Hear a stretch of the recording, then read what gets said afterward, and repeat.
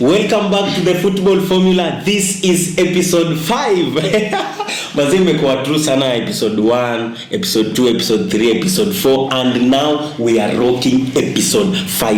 I'm your host, Useful Idioti, alongside Dengize, Denvakoki, and Karembu. So guys, you're welcome. Majama, how do you feel? Nabil beat me. Still sitting pretty at the top of the log.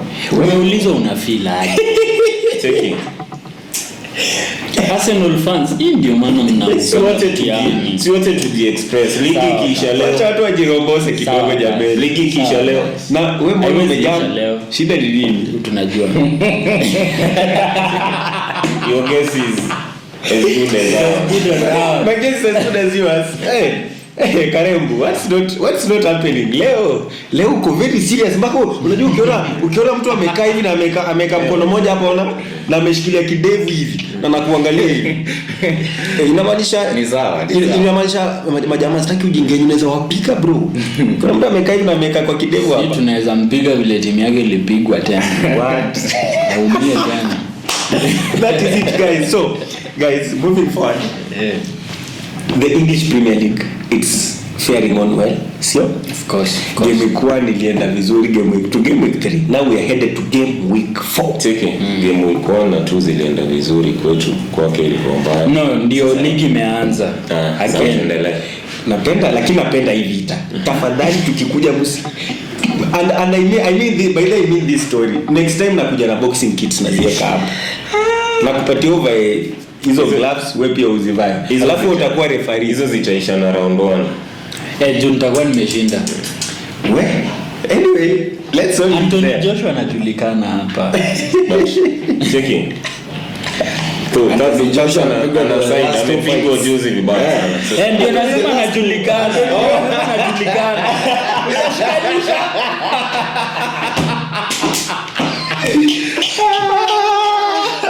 Anyway, that was a nice one. So guys, so game week 4, fixtures iko hivi. Let's talk about Arsenal. Arsenal, they are facing Fulham, but it will be at Emirates. What do you think about that match? Arsenal versus Fulham. Kickoff itakuwa 7:30. Yeah, kickoff itakuwa 7:30. Arsenal at the moment wanacheza good football. True. I hate to say it, but wanacheza good truth be told. Wanacheza good football. On the other side, Fulham pia wanacheza game fit. Very true. I expect it itakuwa an easy win for Arsenal, but they will win it. Okay. I've put my money on Marco Silva. No hate intended. I think anyway. But that's your say. Anyway, you have a right. You have a freedom for expression and freedom to anyway. It will be a tightly contested match. Okay, that's for sure. Number 2, I think among the teams Arsenal has faced so far, if you analyze the season, this is their most serious match, trying test so far. If you compare the 4 teams so far in the season so far, and could go either way. But as a United fan, put my money on Marco Silva. Okay. Arsenal man. First of all, yes, I'm glad amesema he will put his money on Marco Silva. Lakini at least tukifika pale kwa kuambia wase zile nini tunaona, don't tell them to put their money on Fulham. Wacha yapoteze yake. No, they want to win big. Wacha yapoteze yake. So okay, go on Gize. Okay, we've been good. Another thing sijakubaliana na yeye ati against Fulham, that will be our most trying game so far.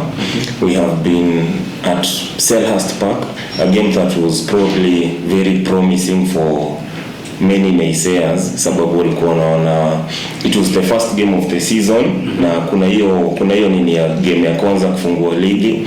It was away kwa Selhurst Park na makiu si teams mingi zitatoa points pale Selhurst, so hadi game week 4 nitasema that has been our most trying game. Na bearing in mind the kind of football that the Arsenal is playing at the moment, Okay. I think we are just going to brush aside Fulham, at least 2-0, but naona inaweza kuwa a bigger scoreline than that.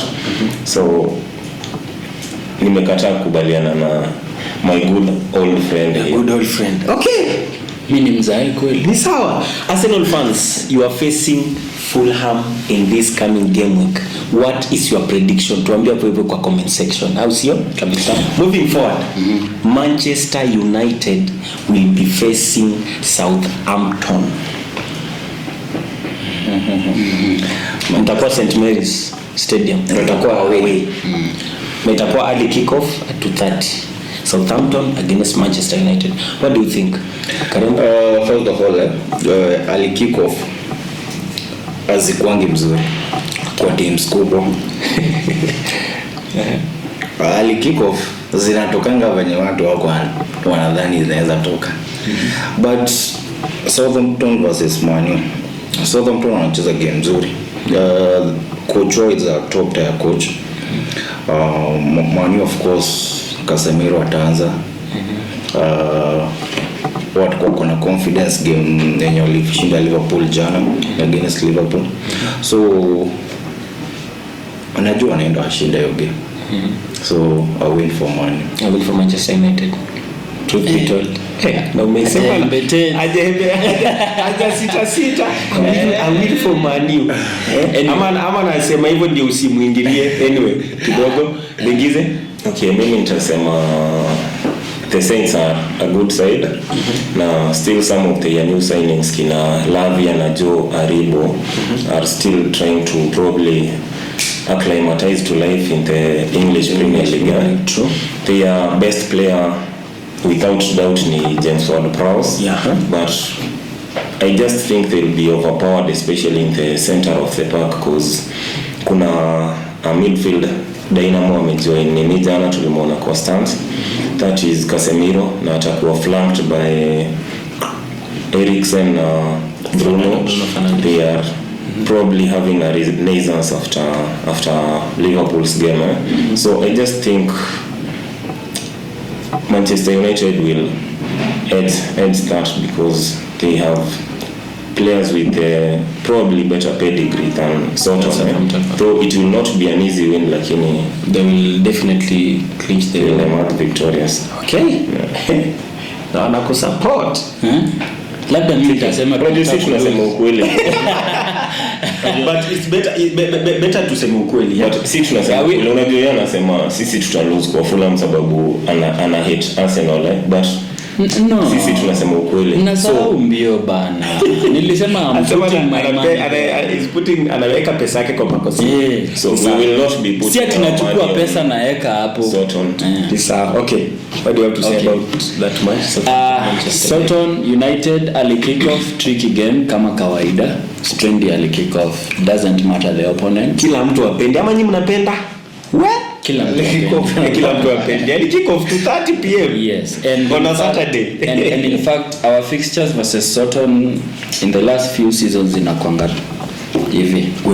Yeah, so it's a tricky game, and I just hope, because we have players with a very shitty mentality, because one time we could win, the next time we are so awful and so terrible. So I really hope that we play with the same intensity like we did versus Liverpool last night. If we maintain that kind of tempo and we go for it, we have every right to win the game. And then I also feel like we have we finally have a decent defensive midfielder. True. He's more of a fresh burst of life in that our suffocating midfield for a very long time. So yeah, So definitely it's a win for Manchester United from your side. I put my money on my team. Okay, Manchester United, what do you have to say about that match? Game week 4, you are facing Southampton at the St Mary's Stadium. Early kickoff on a Saturday at 2:30 p.m. Moving forward, Yep. Chelsea the Bridge will be facing Leicester City. That will be a later kickoff at 5 p.m. Watakuwa Stamford Bridge, watakuwa nyumbani. Chelsea versus Leicester City. Chelsea walipigwa ruthlessly na Leeds in their last game, but if you look at their next opponents, they have not been having that good start to the league, especially wamekuwa na shida sana because they make signings, and one of their most glaring mistakes, they never quite replaced Kasper Schmeichel. So if you saw against Arsenal, the Leicester custodian, who is probably starting every other match, he has been making a lot of mistakes, schoolboy howlers, and that has not been helping the team as a collective. Na itakuwa shida moja, alafu pia some injection of new blood kwa a team inakuwa very welcome, especially at the start of a season. Na Leicester imekuwa one of the worst performing teams in the transfer market, so still I feel despite Chelsea's loss last weekend, I think this Stamford will be a bridge too far for Leicester. Okay, that's a win for Chelsea. Denver? Chelsea will win that. Okay. Chelsea will win that. I'm looking at their opponent. Leicester is a team that is having a very terrible season so far, having a terrible defense, and they had a terrible pre-season, and I also feel there is something going on behind the scenes. I don't know. I saw a rumor. I'm not so sure if Brendan was already shown the door, but it's something that's looming, and it will be so unfortunate because if you show Brendan the door right now, I'm not trying to defend him because he won 2 trophies there. I'm trying to defend him because he has had a very terrible summer to sign and to replenish the squad. So far, their biggest mistake is not replacing Kasper. The newbie between the sticks has been extremely terrible and unbelievably terrible. That's true. And it's so shocking that you can still go on with that kind of a goalkeeper when we have several options out there, still with the market still on. So I really feel there is something not going on right at that club at the moment. So I'm looking at I can say at the worst, Chelsea are also another team that's not so doing so well, but they can move a ball around, they can defend, they can score goals. The worst version of Chelsea is Leicester's dream right now. Wow. Yeah. Wow, that's a nice one. Straight to the point. Karembo, you lost 3-0 to Leeds. 3-0 last game week to Leeds. Yeah, what do you think that will happen? Siko concerned sana about that loss. Cause ukiangalia hizo bao zote tatu zilikuwa individual mistakes. Mistake ya kwanza ilikuwa the goalkeeper Mendy. But you get punished for mistakes. Yeah, you get punished for mistakes. And before you go any further, you are center back that you just signed, and who is at the center heart of the defense. That was Premier League baptism. Yeah, I like that. Alipewa red card. Na still umwambie it will be the same Mendy between the sticks even in the next game. So nilikuwa naongea consideration.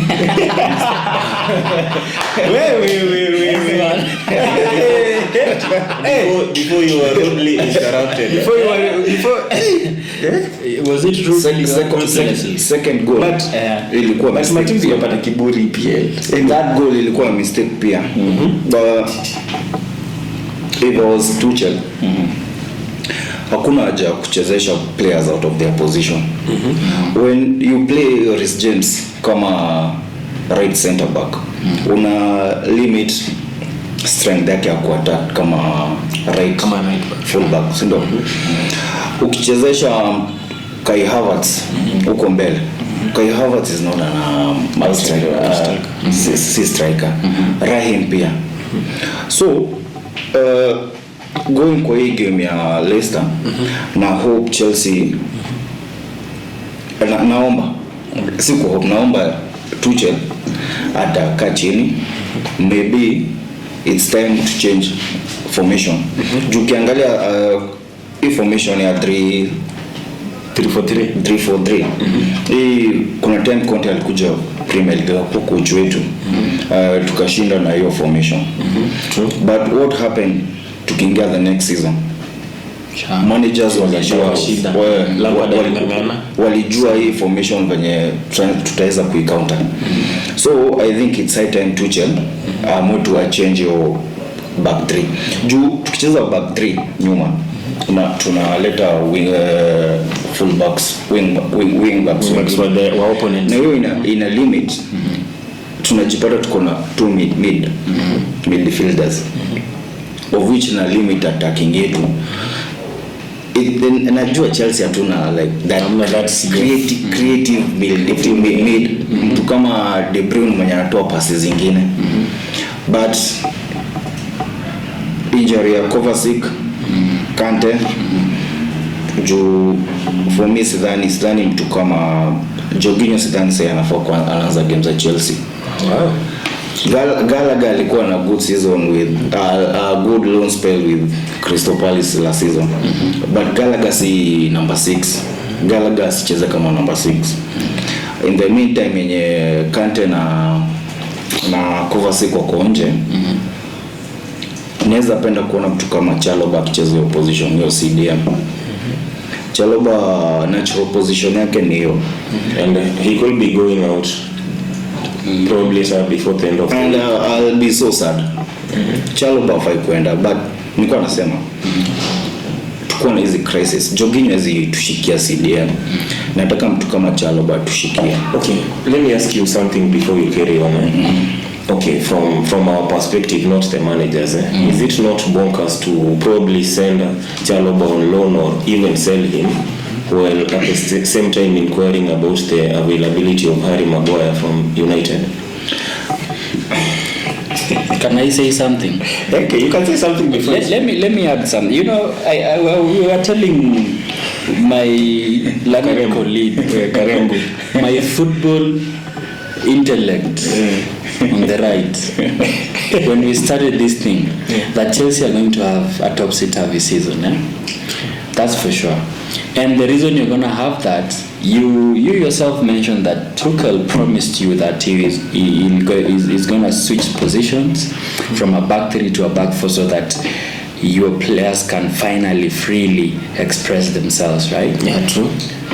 Mistake number 1, going into the transfer window and targeting areas that are not of urgency.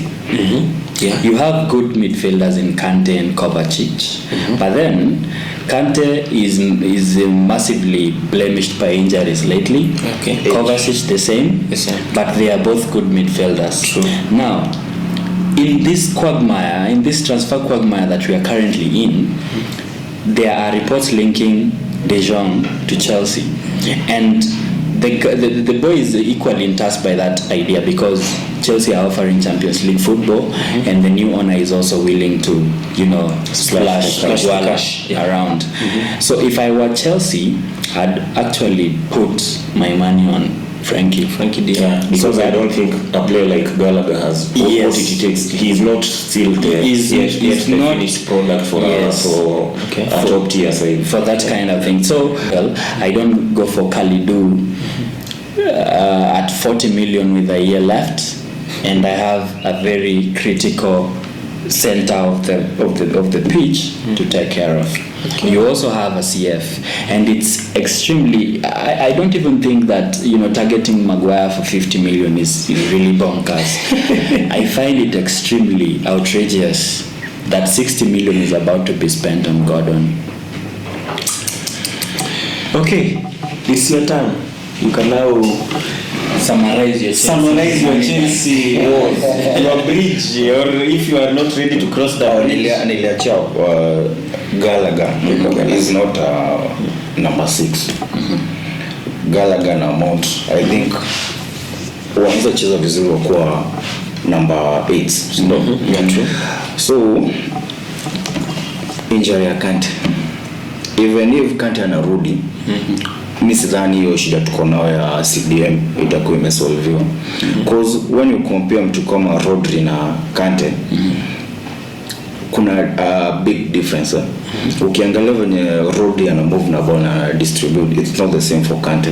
True. Ndo nilikuwa nasema if I was Tuchel na staki na board yangu ama the owners of club wataki ku splash money on another CDM, ningetumia Chalobah kama CDM because Chalobah amekuwa akichezeshwa defense but natural position yake ni mid or CDM. Then tuingie forward yetu. Forward yetu ya Sterling Mount na Havertz. Hiyo ni attack yetu na tuko game week 3 na kuna mtu amefunga bao. And you don't have a sub for them. And we don't have a sub. Tuko na sub ya Broja. Are you sure he has making cameos? I feel he's good. I'm not denying he's good. But do you think he has what it takes to probably to show Chelsea that I can score 15 plus goals in the English? You are a recent European champion and you can depend on me as your striker? I don't feel like he can. So you need to do more about that. And I doubt if Gordon has what it takes. He's just a young kid having a good season. Kid anataka kuomoka. When unataka kuomoka, you are hungry. He's an English Premier League Mbappe. But I wish you well. He's an EPL Mbappe. Yeah.